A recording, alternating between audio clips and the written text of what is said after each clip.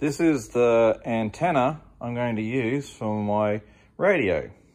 And I've decided to mount it just behind the cockpit on the top of the fuselage, right around here somewhere. The challenge we have is we've got to make the flat bit mount onto the curvy bit. And, well, gosh darn it, we're just going to have to form something up, aren't we? First off, I took a profile of the curvy bit where it's going to mount to. So that'll just help us get some ideas on how much of a curve is going into the flange where it mounts onto. I also took a template of the bottom of the antenna, the flat bit, and between the two of the things there, we can nut out what the piece that's going to be formed will start to look like.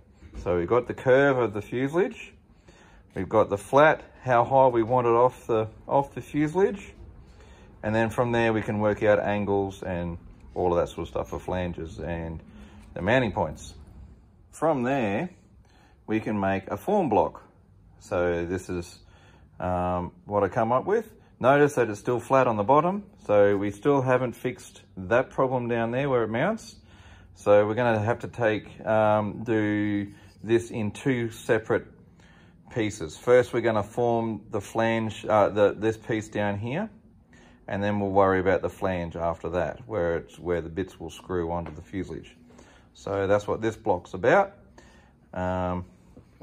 Here's the material I've chosen. So it's marine grade 5005, 0.8 mil, so 30 thou, something like that. It's softer than the aircraft grade, but by the time I formed it, it'll harden up enough to take the loads of the antenna. So we mount that on there, and then we'll have a backing plate, will go on there, and then these holes here, which are where the screws are, we just leave them at 1/8 at the moment, and I'll just use these rivets here just to hold it in place while I start the bashing. This is the setup. So now we can take it over to our vise and we can start forming that the top part, and then we'll worry about the flange at the bottom later. Now we get to do the bashing.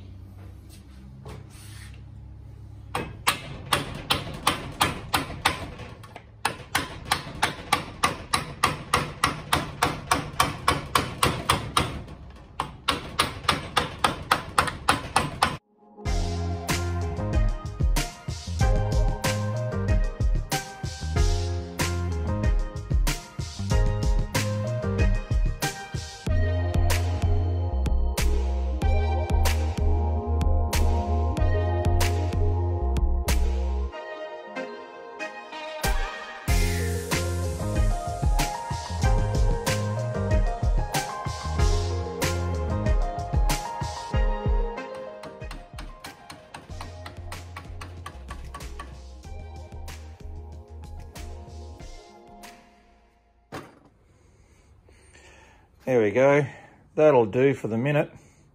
Now we'll just work on the flanges now to get them in the right spot because it's curved, remember? So it's got to sit, oh, let's get it out and have a look, hey? Come on, let go. So there we go. That's a good start. So now we've got to match this curve, yeah? So it's going to sit down like that on top of the fuselage. So that curve there we need to work on next. So that requires another former. So I got a little bit lazy and bored and just started hitting it with my favourite hammer, my new favourite hammer, just to iron out all of those ripples on just a block of wood in my vise. So just hammered away. What I'm trying to do when I'm flattening this out also is that I want to get this curve happening. So this needs to be higher than here and here to get that curve going. So I'm only guessing as to how high that is compared to there to match the fuselage, but that's what I'm trying to do.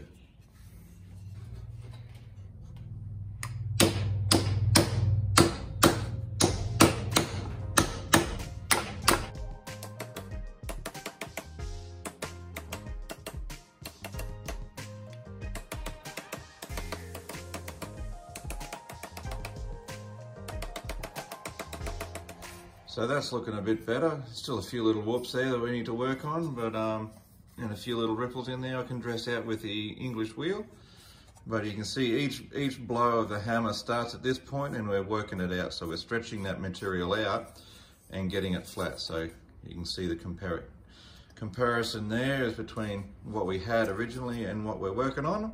So a little bit more work and we'll be good to test fit it to the fuselage. And we ended up with that. I used this profile from the template there. So we just cut that out to match the curve underneath. So can you see there, bit of a curvy there. So yeah, I just used that. I just went along there and just hammered it out a little bit more here and there, tweaked it here and there. And we're pretty darn close right there. So let's see how it fits up onto the fuselage here. So this is about where it's going to sit. And let's see. Yeah, that's not bad, isn't it? Pretty close, I reckon.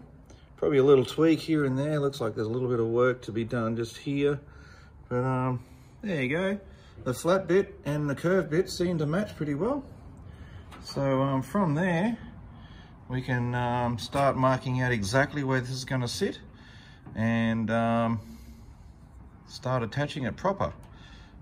Yeah, not bad. And there we have it, all done, all polished, using my shiny stuff, flash prep, and a little bit of fully slick as a sealer over the top of it.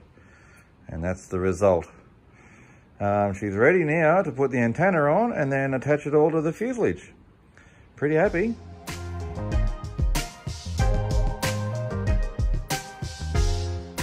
And that, ladies and gentlemen, is how you get a flat bit attached to a curvy bit. Pretty happy with those results. I think that'll do for now. As you can see, it's a few little ripples in there still, but that's the beauty of hand forming something rather than using a 50-ton press. And that's something I could do in this shed here with very minimal tooling. I think that'll do. Now for the next trick.